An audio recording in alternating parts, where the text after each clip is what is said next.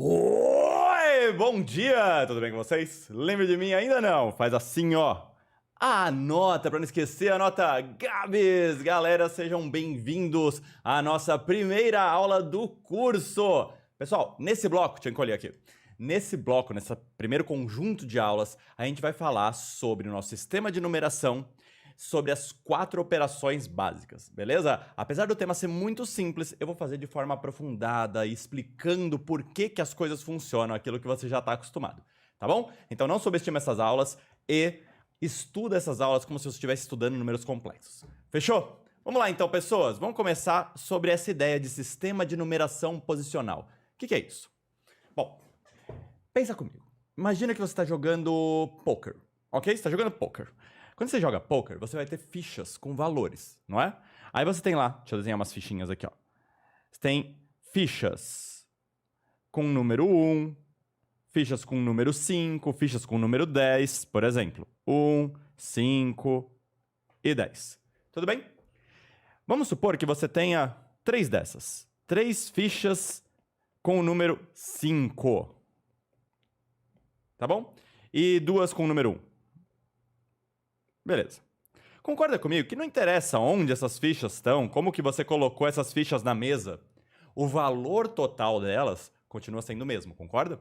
Então eu tenho 10, mais 5, 15, mais 5, 20, 25, 26, 27. Então eu tenho 27 valores aqui. Eu vou chamar de 27 dinheiros, tá bom? Tenho 27 dinheiros aqui entre essas fichas. E não interessa a posição delas na mesa. Isso é um sistema de numeração, mas é um sistema de numeração que não é posicional. Como que isso é diferente do nosso sistema de numeração, que é o sistema de numeração posicional? Se você gosta um pouquinho de história, ele é chamado de sistema de numeração posicional indo-arábico. Basicamente porque ele foi criado pelos hindus e foi espalhado pelo mundo pelos árabes, tá bem? Mas o nosso sistema de numeração posicional, ele é mais eficiente do que esse daqui. Porque, por exemplo, se eu quiser adicionar 5 aqui, eu preciso pegar uma ficha a mais. O nosso sistema de numeração, se eu quero escrever, por exemplo, 27, que é o valor que tem aqui, eu escrevo o 2 e depois o 7. Pensando na lógica do sistema de numeração do poker que eu coloquei aqui, deixa eu dar uma separada. Na lógica do sistema de numeração do poker, a gente só leva em consideração a quantidade de cada uma das fichas que existem. Se eu usasse essa lógica para esse número que eu desenhei aqui, o valor aqui seria 9, concorda? Porque eu estou considerando só o valor do 2 e o valor do 7.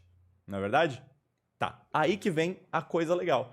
Quando a gente associa cada posição dos números a um significado, a gente consegue expandir o número de possibilidades drasticamente. Por exemplo, esse 2 que está aqui, esse símbolo que está aqui, ele não representa 2, ele representa 20. E esse símbolo que está aqui, ele representa 7. Então, tecnicamente, quando eu escrevo 2 depois 7, eu estou escrevendo 20 e mais 7.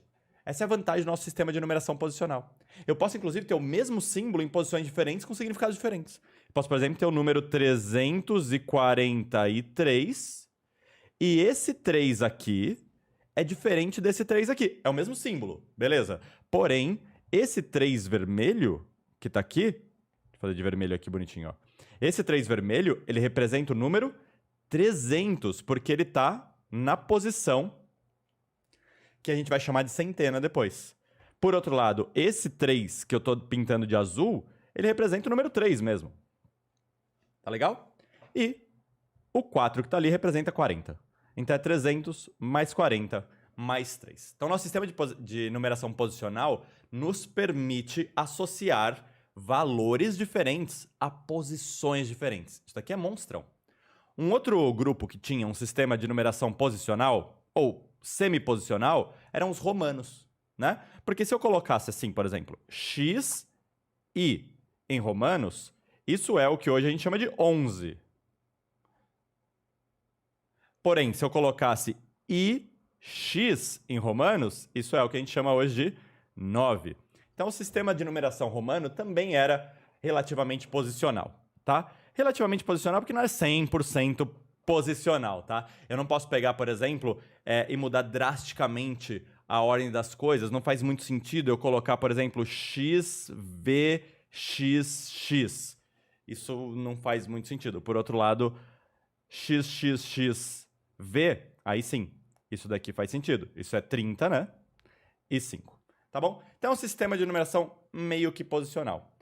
O nosso sistema de numeração posicional, esse aqui, ó, ele precisa de um símbolo que o sistema romano não precisava. Porque, por exemplo, às vezes eu não quero falar 343. Às vezes eu quero falar 504. E quando eu falo 504, eu preciso que exista um símbolo 5 para representar o 500 e eu preciso que exista um símbolo 4 para representar o 4. Só que eu não quero nenhuma dezena, digamos assim. Então eu preciso de um símbolo que os romanos não tinham, que é o 0, para representar o nada, o espaço em branco naquela posição. Então quando eu escrevo 504, eu preciso colocar um 0 no meio, pegou? E aí o que eu estou dizendo? Eu estou dizendo 5 centenas, 0 dezenas, 4 unidades. Tá bem?